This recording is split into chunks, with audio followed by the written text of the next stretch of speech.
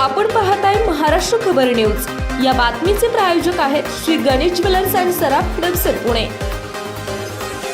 नमस्कार, मी सुद्धा महाराष्ट्र खबर न्यूज मध्ये आपल्या सगळ्यांचं स्वागत। महाविकास आघाडीकडून राज्यसभेसाठी राष्ट्रवादी शरद पवार गटाचे अध्यक्ष शरद पवार यांचं नाव निश्चित झालं आहे। महाविकास आघाडीने शरद पवार यांना पाठिंबा दिला। या सर्व पार्श्वभूमीवर आज खासदार सुप्रिया सुळे यांची पत्रकार परिषद पार पडली। या पत्रकार परिषदेमध्ये बोलताना शरद पवार यांना पाठिंबा दिल्याबद्दल त्यांनी महाविकास आघाडीमधील घटक पक्षांचे आभार मानले।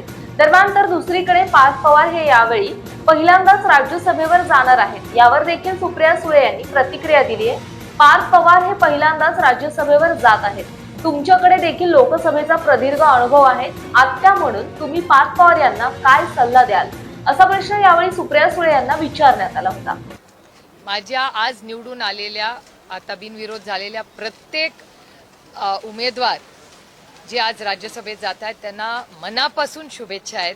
अनेक लोकांबरोबर आम्ही खूप वर्ष काम केले। वडकुतेजी आम्ही किती वर्ष एकत्र काम केलेले आहेत। आठवले साहेब त्यांनाही सकाळी मला आज भेटले। दिल्लीत तर वारंवार भेट होत असते त्यांची भेट झाली। विनोद तावडेजी ज्यांच्याबरोबर अनेक वर्ष आम्ही काम केले, गेले अनेक वर्ष त्यांनी अतिशय उत्तम काम हे बिहारमध्ये संघटनेसाठी केलंय। ह्या अनेक आम्ही ज्या आपल्या नागपूरच्या ज्या महिला होत्या त्यांना मी कधी भेटलेले नाही, पण त्यांनाही शुभेच्छा। एक आनंद आहे, एक कर्तृत्ववान महिला जर राज्यसभेत येत असेल कुठल्या का पक्षात ही ना, पण आम्हाला आनंद होतोय की एक नवीन नेतृत्व येत आहे आणि सगळ्यांना माझ्या मनापासून शुभेच्छा।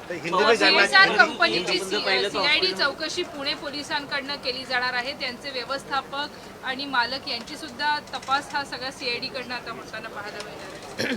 मला वाटतं आदरणीय मुख्यमंत्र्यांनी हा महाराष्ट्राला शब्द दिला होता। वारंवार रोहितकडूनही ती मागणी होते, जयकडूनही ती मागणी झालेली। तुम्ही सगळ्यांनी सोशल मीडियाच्या प्लॅटफॉर्म तुमच्या चॅनलवरही लावली आणि महाराष्ट्रावर अजितदादावर प्रेम करणारी जी तमाम जनता आहे ती त्यांचे दादावर प्रेम करणारे जी लोक आहेत ती महाराष्ट्रातली सगळीच अस्वस्थ आहेत आणि ती जी भावना आहे त्या म्हणजे तुम्ही जर सोशल मीडिया बघितला, लोकांना भेटला तर कुठेतरी अस्वस्थता आहे आणि सगळ्यांची एवढीच मागणी आहे की एक पारदर्शक इन्क्वायरी व्हावी, ही मागणी आहे। आणि त्याच्यात म्हणजे रोहितजी सातत्याने ती मागणी करतोय, ज्याच्याही मनातून ती 2 वेळा तुम्हीही सगळ्यांनी तुमच्या चॅनलवर दाखवलेली आहे। आणि फक्त ती माझ्या घरातली 2 मुलं आहेत म्हणून मी म्हणत नाही, पण महाराष्ट्रातल्या असंख्य अजित दादा प्रेमींचीही ती मागणी आहे। पार्थ पवार पहिल्यांदाच राज्यसभेवर जात आहे। तुमच्याकडे देखील प्रदीर्घ अनुभव आहे। आत्या म्हणून काय सल्ला द्याल?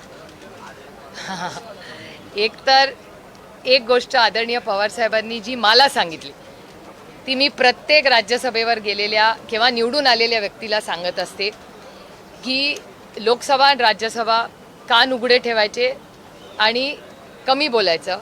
जेव्हा वेळ येईल, बोलायची संधी मिळेल तेव्हा अभ्यासपूर्णच बोलायचं, कारण का तिथला प्रत्येक व्यक्ती जो बसलाय तो आपल्यापेक्षा जास्त जाणतो आणि देश आपल्याकडे बघत असतो। त्याच्यामुळे खूप जबाबदारीचं काम आहे। तर आदरणीय पवार साहेबांना मला ती सांगितली होती। आणि एक गोष्ट मी आवर्जून सांगेन, मी लोकसभा जेव्हा निवडून गेले ना तेव्हा मी पहिल्या दिवशी लोकसभा लढल्यावर आदरणीय पवार साहेबांनी मी नेहमी कारपूल करतो, ते एकाच गाडीतून पार्लमेंटला जातो, तर तेव्हा जात असताना जुन्या पार्लमेंटची बिल्डिंग होती आणि तिथे तो जिना आहे आणि तिथे कार्पेट आहे। गाडी एका मागे उभी होती आणि मला ते पोर्चमध्ये जाताना मला अजूनही तो दिवस आठवतो। मला म्हणले होते, ही शिडी जो चढतेस ना तू? म्हटलं हां। तर मी म्हटलं हो मला माहिती आहे शिडी। ते म्हणले ऐक मी काय सांगतोय ते, ही शिडी जो चढतेस ना ही फक्त आणि फक्त बारामती लोकसभा मतदारसंघामुळे तुला ही शिडी चढायची संधी मिळाली आहे। त्याच्यामुळे जेव्हा जेव्हा चढशील तेव्हा या गोष्टीची जाणीव ठेव की ही संधी तुला फक्त आणि फक्त बारामती लोकसभा मतदारसंघामुळे मिळाली। जोपर्यंत त्या भावनेशी इमानदार राहशील ही शिडी आयुष्यभर चढू शकतील। त्याच्यामुळे मला असं वाटतं पार्लमेंटमध्ये आम्ही जे कोणी जातो, लोकसभा असू दे किंवा विधानसभा, ही संधी आम्हाला कुणामुळे मिळाली ह्याची जाणीव ठेवण्याचा एक प्रांजळ प्रयत्न आम्ही करतो। जो सल्ला माझ्या वडिलांनी मला दिला तो मी एक आत्या म्हणून, एक बहीण म्हणून, एक सहकारी म्हणून जर विचारलं तर प्रत्येकाला मी देते। पवार साहेब आजारी होते, तुम्ही त्यांना कन्व्हिन्स कसं केलं राज्यसभेसाठी? कुछ तो चीज़ ही प्राइवेट होती है घर में। हिंदी में जानना चाहते हैं आणि या पार्टीची इच्छा होती. हिंदी में जानना चाहते हैं नामांकन दाखिल हो चुका है बिहारशी संबंधित एक प्रश्न आहे. नितीश कुमार देखील राज्यसभेत जातात आहे.